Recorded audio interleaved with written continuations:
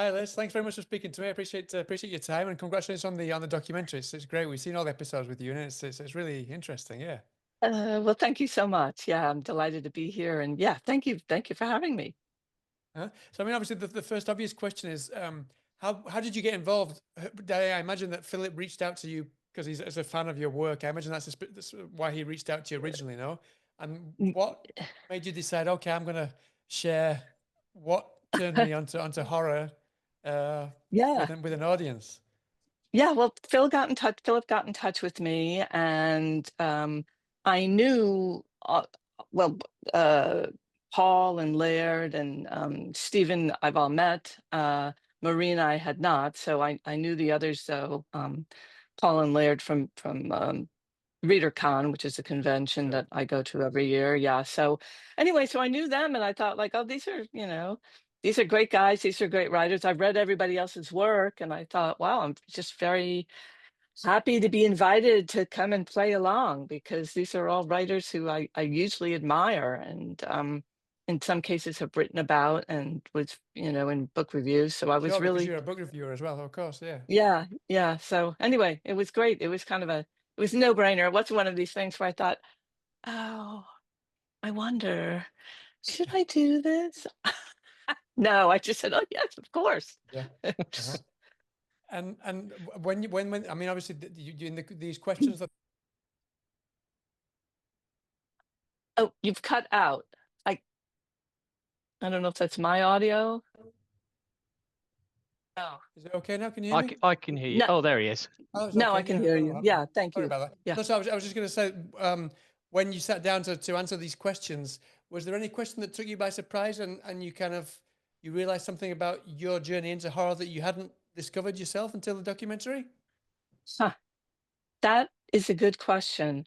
I don't think so, only because I do think about writing and horror as a genre a lot, a great deal, as a writer and as a reader and also as a reviewer. So I think just the whole notion of sitting down with a film crew and talking about it, there's a level of sort of intimacy there that I had not really encountered before. I go to a lot of conventions and conferences, and I teach at an MFA program, so I'm accustomed to talking a lot about, in conversation, not necessarily as, as a talking head, but conversing with my peers and my colleagues and other writers about horror. So yeah, I don't know. I can't offhand think of a question that really threw me, but of course, there may be one in there. Mhm. Sure. Ashley, go for it. Yeah. So you've mentioned that it- you discovered works by sort of female authors in the horror genre that had a significant influence on your writing, and you also mention that the Patti Smith album that you'd heard, Horses, that you were a different person after hearing that. And we were wondering how those literary and musical influences helped to shape your perspective on horror and inspire your own work. Yeah, that's a great question. Well, I think the literary influences, in a way, are easier to suss out because, I wanted to be a writer. At a certain point, I became a writer. And so you can sort of follow those threads. You can go to the tapestry and trace the threads there. I think the music and the discovery of Patti Smith was much more energizing in a way. It kind of gave me a freedom to explode some of the notions of what a writer should write about, which I didn't necessarily do from the get-go, although I don't know, maybe I did. Mm. My protagonists, even in my very early fiction, tended to be women who were damaged in some way, but they were fighting. They were fighting back, and lashing out, with varying degrees of success. But I think Patti Smith sort of, I saw that in her. She was somebody who was actually, in fact, a very gentle person, but her early performances were just, they were really fueled by I don't know if they were fueled by rage, but she was certainly able to channel rage and act it out on the stage. I was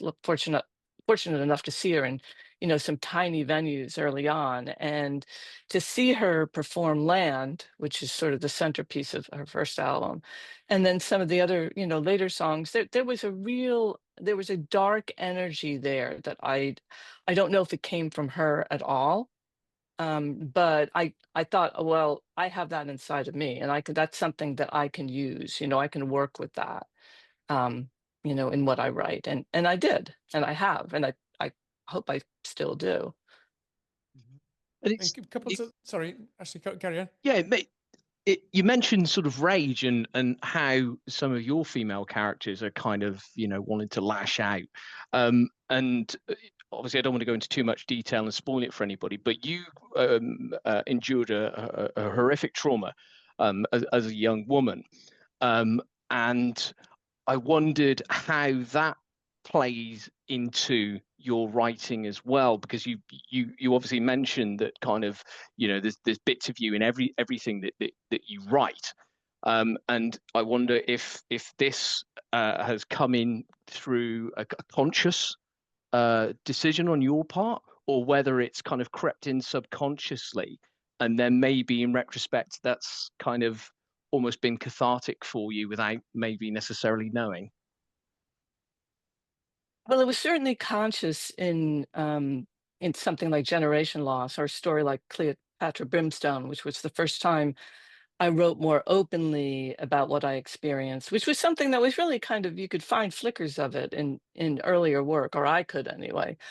Um, but I don't know if I would call it cathartic, but it was certainly, in some ways, did writing about it, especially with Generation Loss, but there was a sort of exorcism there. I had very severe PTSD for many years, in which I would have parasomnias, in which I would act out my attack at night. And then I had one episode which was quite extreme, but but when I woke up, I was able eventually to use that as, the basis for a scene in Generation Loss. And after that, the parasomnia is kind of, faded away. So I felt like in that sense, it was something I was able to use. It became a tool, Yeah, and it's a tool that's still there. And if not so much for me, because it's what happened to me happened a very long time ago. I was 21, and I'm almost 68. And but this is happening to women constantly. This is yeah, not, so it's like there's no lack of rage or energy or the desire to kick out at that as a writer, and bring bring it to people's attention, and write about it, or help other women, young women writers, or women writers write about it, because this is something that's not, this hasn't stopped. And especially now in the US, we're seeing that with the current political administration. It's mm, this kind of violence against women is not likely to stop anytime soon. yeah, Yeah. And then going from kind of contemporary times, especially in terms of women, you not last year, but the year before, in 2023, you wrote a sequel to one of Shirley Jackson's books. I'm quite curious why you decided that now was the time to write a sequel to that book, and that must have been, it's quite a gauntlet to lay down for yourself to write in kind of your version of what you think a sequel to something that was written so long ago would play out. How did that come about, and what made you decide that you wanted to do that now? Yeah, it was definitely a gauntlet, but I didn't throw it down. That the Jackson family Right. had approached me to do it, Oh, really? and Okay. Okay. I was like, okay, yeah, well, I'll do this. And then afterwards, I'm like, oh shit, but it's like, yeah, no pressure. um, but yeah, they approached me to do it, and I thought about, and actually they had done so about 10 years, maybe 8 years before the project actually took fruition. And it was back burnered for different reasons. And then during the pandemic, they came back to me, and I was like, yeah, why not? We're all living in a great big haunted house right now. So let's go visit somebody else's.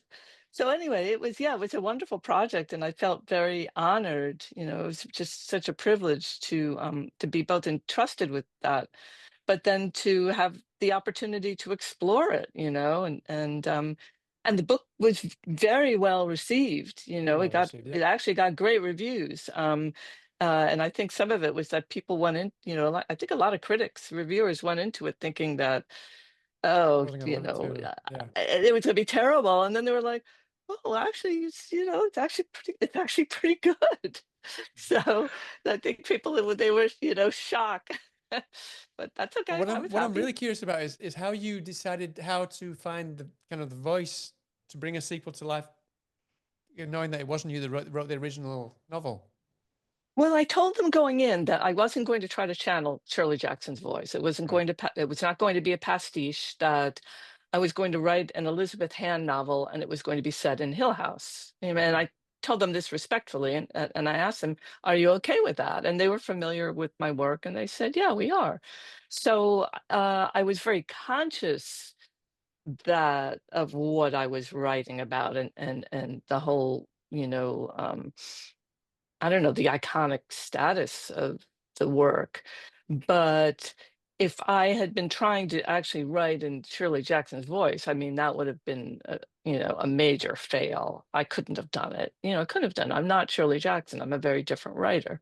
Um, so yeah, but it was great. It was, it was a challenging project. It was kind of, I felt like, the original is a very dark book, and I read it multiple times and referred to it in the course of writing my own book. And it was like, she had some dark materials there, and to really immerse myself in that for 18 months, it was kind of, it was a dark place, but that was good. It was good to be able to do that. It was good to be able to be writing a large portion of it during the endless Maine winter, when it's very dark and cold. Very suitable for ghost stories and haunted houses. Actually, I think we've got time just for one last quick question, if you were. Yeah. Obviously, you say sort of places, and you've mentioned Maine as well, but we understand that you spent time in Camden Town, in London, and that's where I am right now. Oh, that's where you are Hey, now. great. That's where I am. Yeah, I'm here. Yeah. Hi. So, you mentioned that obviously, like these places have influenced you, and and we wondered how those atmospheres and themes it helped to inform your stories, particularly in works like Mortal Love, and you mentioned earlier Cleopatra Brimstone.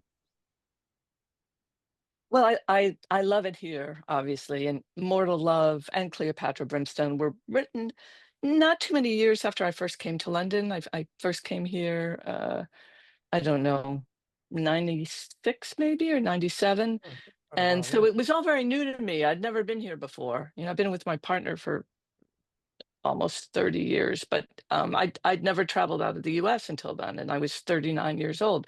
So I came here, and it was just this new and amazing place for me. And so a lot of the energy of those two works in particular was fueled by the fact that it was all new and wonderful. So in Mortal Love, in particular, when the American protagonist is sort of wandering around London, and he's intoxicated by it because it's all new and wonderful for him. That was my experience. It was all new and wonderful for me. And still, it's still wonderful. It's not new now. I've been coming here for a long time. And so it's not exactly that the bloom is off the rose, but it keeps changing, when though, you're yeah. it's a different rose than it was. And I'm a different person too. But yeah, but being here, and just, I was so enthralled by it as a lifelong Anglophile.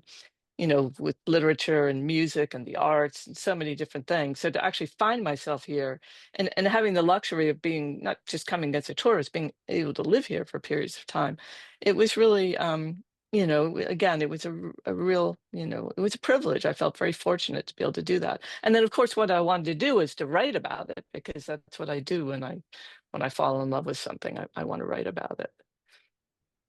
That's Time, great. sadly. Thank you so much for your time, Liz. Congratulations again on the, Oh, you're the so welcome. documentary. Thank you. And I hope to be able to Thanks speak so to you again much. sometime soon, maybe about another book that you're writing sometime soon.